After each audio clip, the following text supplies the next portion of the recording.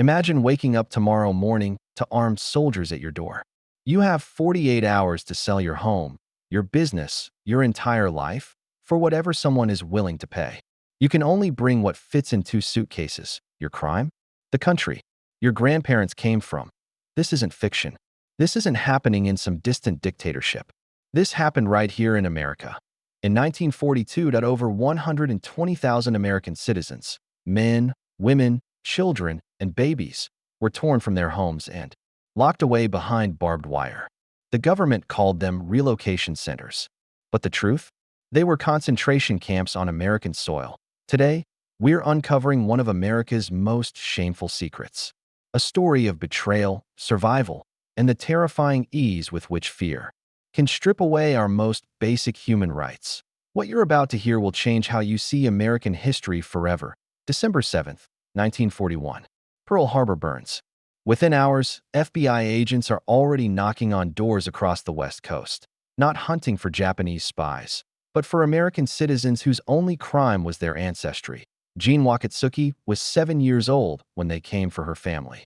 She later wrote, "I remember the fear in my father's eyes. He knew what was coming. But here's what the government didn't tell you. By February 1942, military officials had already concluded that mass internment was unnecessary. They knew these American citizens posed no threat. So why did they do it anyway?" Lieutenant General John DeWitt, the man who orchestrated this operation, revealed the horrifying truth. A Jap's a Jap. It makes no difference whether he's an American citizen or not. Executive Order 9066 was signed by President Roosevelt on February 19, 1942. No trials, no evidence, no due process. Just executive power unleashed against American citizens. Within weeks, families were selling their homes for a fraction of their value, sometimes losing everything they'd spent generations building. The Yamadas, who owned a successful flower shop in Los Angeles, sold their entire business for $500. It had been worth $25,000. They had no choice. The alternative was losing everything anyway and facing the unknown horrors of the camps. But the true nightmare was just beginning. Manzanar, Poston, Rower, names that should be burned into American memory like Auschwitz or Bergen-Belsen. But most Americans have never heard of them. These weren't comfortable relocation centers. They were prisons in the desert, surrounded by barbed wire and armed guards with orders to shoot anyone who tried to escape. The conditions were deliberately dehumanizing. Families were crammed into horse stalls at racetracks, while permanent camps were built. At Tanforan, the stench of horse manure never left the barracks. Mothers held babies in spaces meant for animals. When the permanent camps opened, the horror only deepened.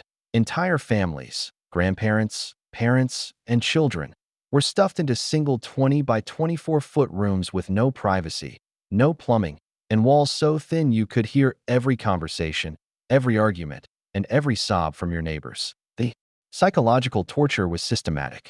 They stripped away identity, dignity, and hope. Men who had been successful businessmen were forced to work for $16 a month, less than soldiers paid for cigarettes. Children stopped calling their fathers by their names, referring to them only by numbers. The camps were breaking apart the very fabric of family life.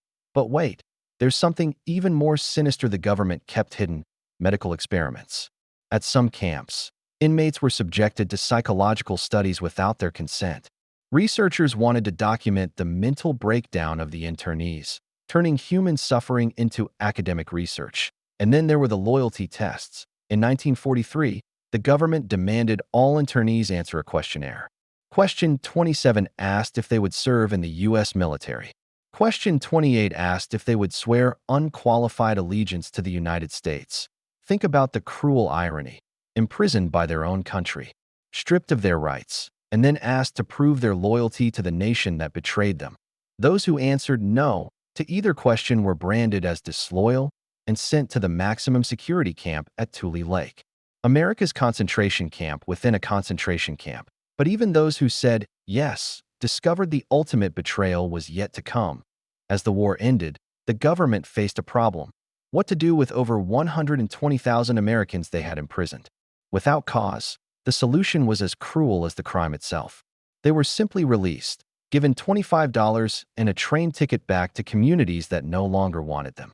Their homes had been sold or vandalized. Their businesses were gone.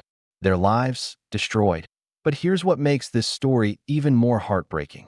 Many of the young men imprisoned in these camps volunteered to fight for the very country that had locked up their families. The 442nd Regimental Combat Team, made up almost entirely of Japanese Americans, became the most decorated unit in U.S. military history.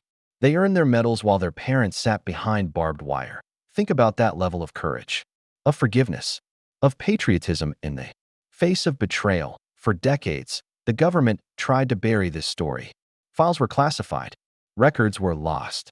It wasn't until the 1980s, 40 years later, that America finally acknowledged what had happened. In 1988, President Reagan signed the Civil Liberties Act, officially apologizing and providing reparations. But by then, many of the survivors had already died, taking their stories with them. The government paid out $1.6 billion to survivors. But how do you put a price on childhood stolen? On dreams destroyed? On trust betrayed? I want you to imagine something. Picture your grandmother, your father, your little sister. Imagine them torn from everything they've ever known, imprisoned for years, simply because of where their ancestors were born. Now imagine that happening in the country that promises liberty and justice for all. This isn't ancient history. There are survivors still alive today. There are children who grew up behind that barbed wire who are now grandparents themselves, still carrying the trauma of what America did to them. But here's the most chilling part. It could happen again. Every generation thinks they're too enlightened, too civilized for something like this. The Germans thought that in 1933. Americans thought that in 1941. Right now, in 2025, we're facing the same dangerous rhetoric that led to the camps. Fear-mongering about immigrants. Scapegoating entire communities. The same playbook, just different targets. The survivors of the Japanese-American internment have a message for us. Never again means never again for anyone. So here's what I need you to do. Don't just watch this video and move on. Share this story. Talk about it with your family, your friends, and your community. Because the moment we forget history, we become doomed to repeat it. Subscribe if this opened your eyes to a part of American history they don't teach in schools. Hit that notification bell because there are more buried stories that need to be told. And remember, the price of freedom isn't just eternal vigilance.